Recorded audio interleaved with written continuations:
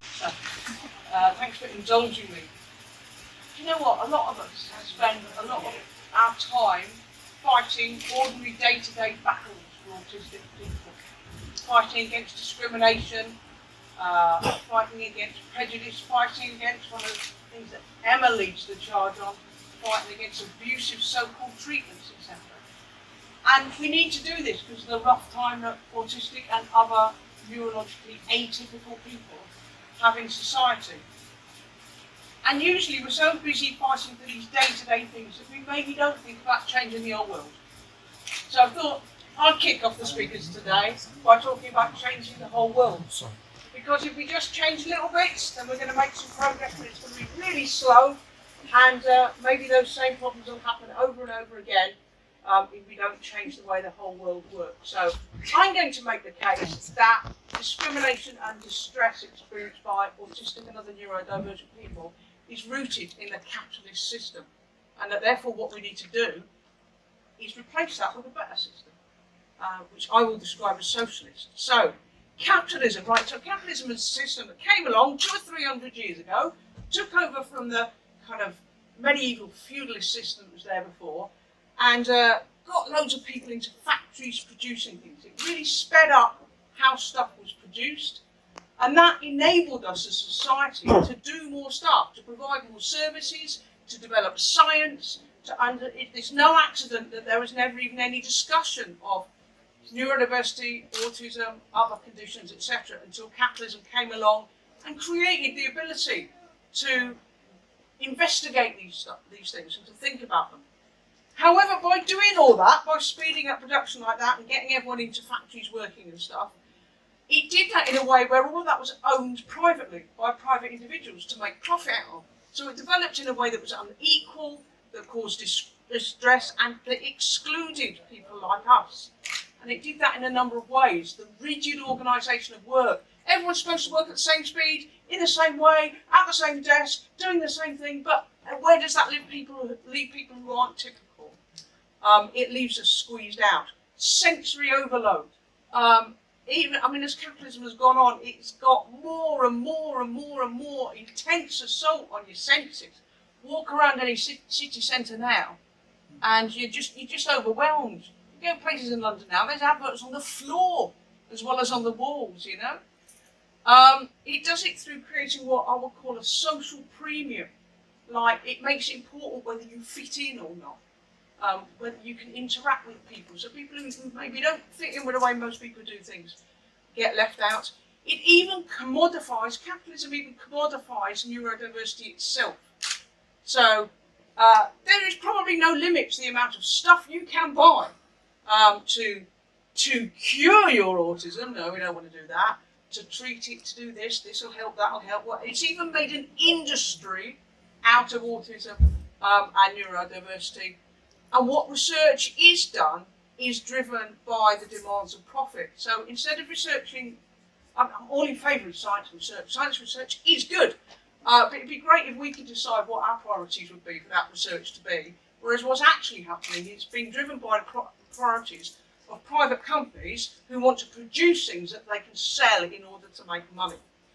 So that's why I think that the distressing experiences of autistic and other neurodivergent people are rooted in the capitalist system, even though the capitalist system did develop things in a way that was beneficial for us as well. So it may sound contradictory, but I would put the case that capitalism, that for neurodivergent people, capitalism is both developing and distressing.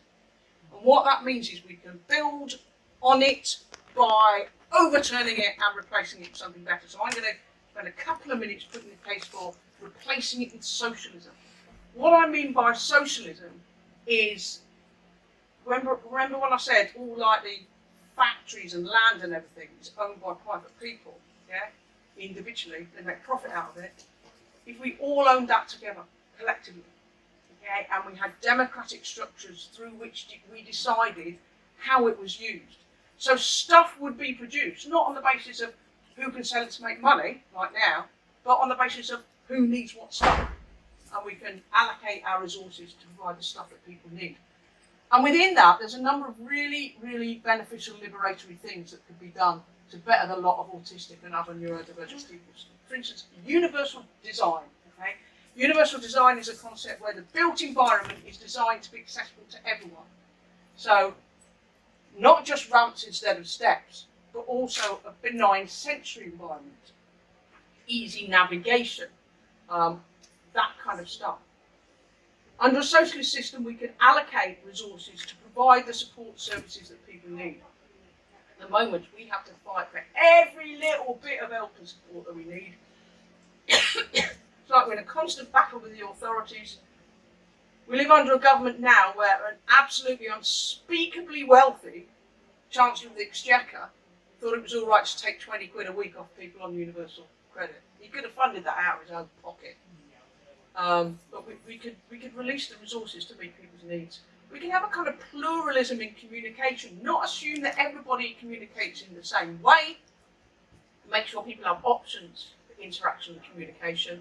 We could make sure that research is driven by what we want, democratically decided what it's going to be about rather than driven by profit.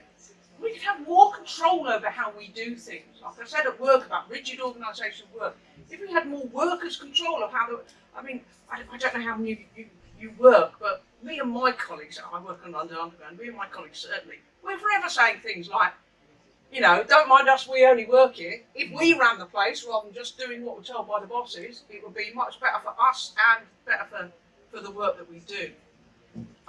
We could create a society that's more cooperative and less competitive, and we could reduce sensory overload. So that, set out in a few minutes, is what I believe we need to do to liberate autistic people and other neurodivergent people from the discrimination and distress that we face in society at the moment. And I know we've all got our day-to-day battles, but thinking about the big picture really helps as well. So I hope I've given you something to think about there. So I'll end up with a poem which kind of summarises what I'm saying.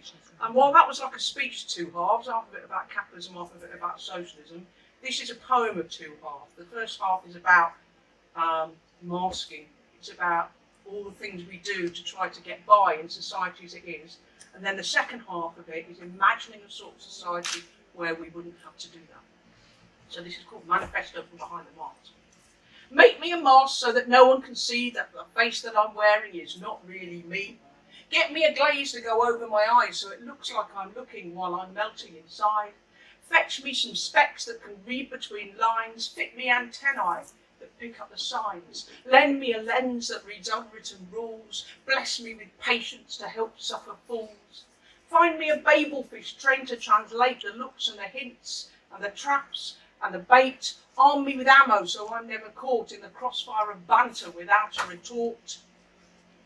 Fit me a filter to sift out distraction. Teach me a trick to predict a reaction. Create me a coat like the back of a duck so that nothing will stick when they throw enough muck. Install me a switch that can switch off my thinking, considering, probing, deciphering, linking. At least fit a dimmer or a slow-mo or pause that can turn down the volume and close all the doors. Give me that gift that they call inhibition, so I know when to hush and reserve my position.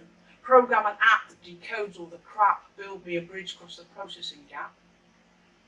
Alternatively, make me a world where not every place is buzzing with noise and invading my space. Set up society so you can converse and I can obsess and neither is worse. Where statements are clear and where reasoning's sound. Where some holes are square because not all pegs are round. Where life on a spectrum is not to be feared. Diversity is normal and no one is weird. Ditch the requirement that all must conform, broaden our meaning of what is the norm, change the arrangements, compete rather less, cooperate more, re-envision success, where a living's a right, not a gift or a perk, where we're working to live, we're not living to work, where skills are acknowledged and talents are freed, from each by ability to each by need. Design a fresh start, where there's room to relax, to think, to create, to heal up the cracks, agree some new rules so we all can control our workplaces, life spaces, world as a whole. A future where fear, hate and bullying stop. A system where people, not profit, come top.